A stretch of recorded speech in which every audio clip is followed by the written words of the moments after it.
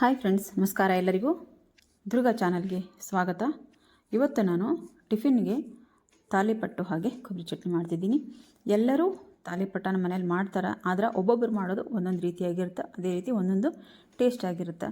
ಹಾಗೆ ನಾನು ಯಾವ ರೀತಿ ಮಾಡಿದೆ, ಹಾಗೆ ಏನೇನೆಲ್ಲ ಇಂಗ್ರೀಡಿಯೆಂಟ್ಸ್ ತೊಗೊಂಡಿದ್ದೀನಿ ಅಂತೇಳಂದು ನಾನು ನಿಮ್ಗೆ ತೋರಿಸ್ತೀನಿ. ಆಮೇಲೆ ಅಷ್ಟೇ ಎಷ್ಟು ಚೆನ್ನಾಗಿದ್ದಾವೆ ಅಂದ್ರೆ ಸಾಫ್ಟಾಗಿಯೂ ಆಗಿದ್ದಾವೆ, ಬಾಯಲ್ಲಿ ಎಷ್ಟು ಸಾಫ್ಟ್ ಆಗಿದ್ದಾವೋ ಅಷ್ಟೇ ರುಚಿಯಾಗಿಯೂ ತಾಲಿಪಟ್ಟಾಗಿದ್ದಾವೆ. ಬರೀ ನಾನು ಹೆಂಗೆ ಮಾಡಿದೆ ಅಂತ ಹೇಳೋದು ತೋರಿಸ್ತೀನಿ. ಇಲ್ಲಿ ನೋಡ್ರಿ, ನಾನು ಒಂದು ದೊಡ್ಡ ಟೊಮೆಟೊ ಹಣ್ಣು ತೊಗೊಂಡಿದ್ದೀನಿ, ಹಾಗೆ ಒಂದು ದೊಡ್ಡದು ಈರುಳ್ಳಿ ತೊಗೊಂಡಿನಿ, ಮೆಂತ್ಯ ಸೊಪ್ಪು ಒಂದು ಸ್ವಲ್ಪ ಮೆಂತ್ಯ ಸೊಪ್ಪಿತ್ತು, ಸಣ್ಣದಾಗಿ ಮೆಂತ್ಯ ಸೊಪ್ಪನ್ನು ಹೆಚ್ಚಿಟ್ಕೊಂಡಿನಿ.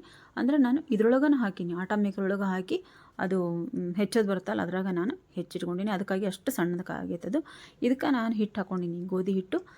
ನಮ್ಗೆ ಎಷ್ಟು ಬೇಕಷ್ಟು ಹಿಟ್ಟು ಅದು ಟೊಮೆಟೊ ಹಣ್ಣು ಈರುಳ್ಳಿಗೆ ಎಷ್ಟು ಬೇಕಷ್ಟು ನಾವು ಇಲ್ಲಿ ಹಿಟ್ಟು ಹಾಕ್ಕೊಂಡು ನಾನು ಇದನ್ನ ಕಲಿಸ್ಕೊಂಡು ಹೋಗ್ತೀನಿ. ಇದ್ರೊಳಗೆ ನಾನು ಆಟ ಮೇಕರೊಳಗೆ ಕಲಿಸ್ಕೊತೀನಿ. ಅದಕ್ಕೆ ಟೊಮೆಟೊ ಹಣ್ಣು, ಈರುಳ್ಳಿ ಮತ್ತು ಮೆಂತ್ಯ ಸೊಪ್ಪು, ಸಣ್ಣದಾಗಿ ಹೆಚ್ಚಿರುವಂಥ ಮೆಂತ್ಯ ಸೊಪ್ಪು, ಆಮೇಲೆ ಒಂದಿಷ್ಟು ಕೊಬ್ಬರಿ ತುರಿನ, ಹಸಿ ಕೊಬ್ಬರಿನ ತುರ್ಕೊಂಡು ಇಟ್ಕೊಂಡಿದ್ದೀನಿ. ಒಂದು ಹಿಡಿಯಷ್ಟು ಕೊಬ್ಬರಿನ ಹಾಕ್ಕೊಂಡಿನಿ ನಾನಿಲ್ಲಿ. ಇದಕ್ಕೆ ನಾನು ಒಂದು ಸ್ವಲ್ಪ ಕೊತ್ತಂಬರಿ ಮತ್ತು ಕರಿಬೇವು ಅಷ್ಟನ್ನು ಹಾಕ್ಕೊತೀನಿ. ಇದಕ್ಕೆ ಸ್ವಲ್ಪ ನಾನು ಖಾರ, ಉಪ್ಪು ಅಷ್ಟನ್ನು, ಖಾರ, ಉಪ್ಪು ಮತ್ತು ಸ್ವಲ್ಪನೇ ಎಣ್ಣೆ, ಸ್ವಲ್ಪನೇ ನೀರು ಹಾಕ್ಕೊತ ನಾನು ಇದನ್ನ ರುಬ್ಕೊತೀನಿ. ಯಾಕಂದರೆ ಈ ಟೊಮೆಟೊ ಹಣ್ಣು ಈರುಳ್ಳಿ ಎಲ್ಲ ಹಾಕಿರ್ತೀವಲ್ಲ, ಹಾಗಾಗಿ ಸ್ವಲ್ಪ ನೋಡಿಕೊಂಡು ನಾನು ಇಲ್ಲಿ ನೀರು ಹಾಕಿ ಕಲಿಸ್ಕೊತೀನಿ. ನೋಡಿರಿ, ನಾನೀಗ ರುಚಿಗೆ ತಕ್ಕಷ್ಟು ಉಪ್ಪು ಹಾಕ್ಕೊಂಡಿನಿ, ಹಾಗೆ ಒಂದು ಚಮಚದಷ್ಟು ಖಾರ ಹಾಕ್ಕೊಂಡಿನಿ. ನೀವು ಬೇಕಿದ್ದರೆ ಹಸಿಮೆಣ್ಸಿನ್ಕಾಯಿ ಪೇಸ್ಟನ್ನು ಇಲ್ಲಿ ಹಾಕ್ಕೋಬೋದು. ನಾವು ಹೇಳಿದ್ನಲ್ಲ ಹಿಂದೆ ಪಲ್ಯಗಳಿಗೆಲ್ಲ ಹಾಕೋಂಥ ಹಸಿಮೆಣ್ಸಿನ್ಕಾಯಿ ಪೇಸ್ಟು, ಅದನ್ನು ಹಾಕಿದ್ರೂ ಇನ್ನೂ ಚೆನ್ನಾಗಿರ್ತೈತಿ. ಇವತ್ತಿಲ್ಲಿ ಬರೀ ನಾನು ಒಣ ಖಾರ ಹಾಕಿ ಮಾಡ್ತಿದ್ದೀನಿ. ನೋಡಲ್ಲ ನಮ್ಮ ಹಿಟ್ಟು ಎಷ್ಟು ಚೆನ್ನಾಗಿ ನಾನು ಅದಕ್ಕೆ ಇಟ್ಟಿದ್ದೀನಿ.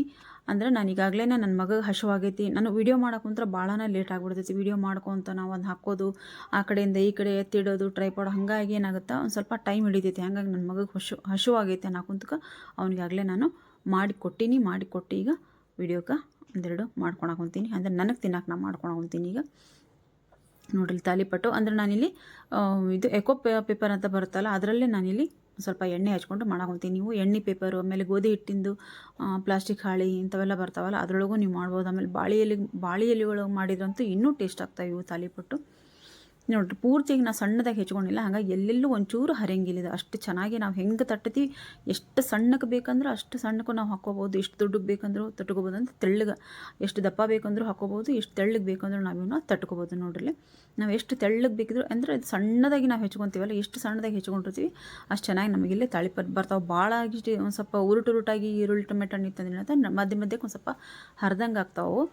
ಎರಡು ನಾವು ಕೊಬ್ಬರಿ ಮತ್ತು ಎಲ್ಲನೂ ಹಾಕ್ಕೊಂಡಿವಲ್ಲ, ಕೊಬ್ಬರಿ ತುರಿ ಹಾಕ್ಕೊಂಡಿವಿ, ಅದು ಎಲ್ಲ ಬಾಯಿಗೆ ಸಿಗ್ತಾ ಇರ್ತೈತಿ. ಭಾಳನೇ ರುಚಿಯಾಗಿರ್ತಾವೆ ಈ ತಾಲಿಪಟ್ಟು. ನೀವು ಒಂದು ಸರ್ತಿ ಇದನ್ನ ಟ್ರೈ ಮಾಡಿ ನೋಡಿರಿ ಮನ್ಯಾಗ. ಟಿಫಿನಿಗಂತೂ ಭಾಳ ಹೇಳಿ ಮಾಡಿಸಿದಂಥದ್ದು ಇದು. ಒಂದು ಸ್ವಲ್ಪ ನಾವು ಕುರುಕುರು ಅಂತೇಳಂದ್ರೆ ಕ್ರಿಸ್ಪಿಯಾಗೂ ನಾವು ಒಂದು ಸ್ವಲ್ಪ ಕುರುಕುರು ಅಂತೇಳಂದು ಮಾಡ್ಕೊಳಂಗಿದ್ರೆ ಮಾಡ್ಕೋಬೋದು. ಇಲ್ಲ ನಾವು ಮೆತ್ತಗೆ ಬೇಕಂದ್ರೆ ಮೆತ್ತಗಾಗೂ ಬೇಯಿಸ್ಕೋಬೋದು ನಾವು.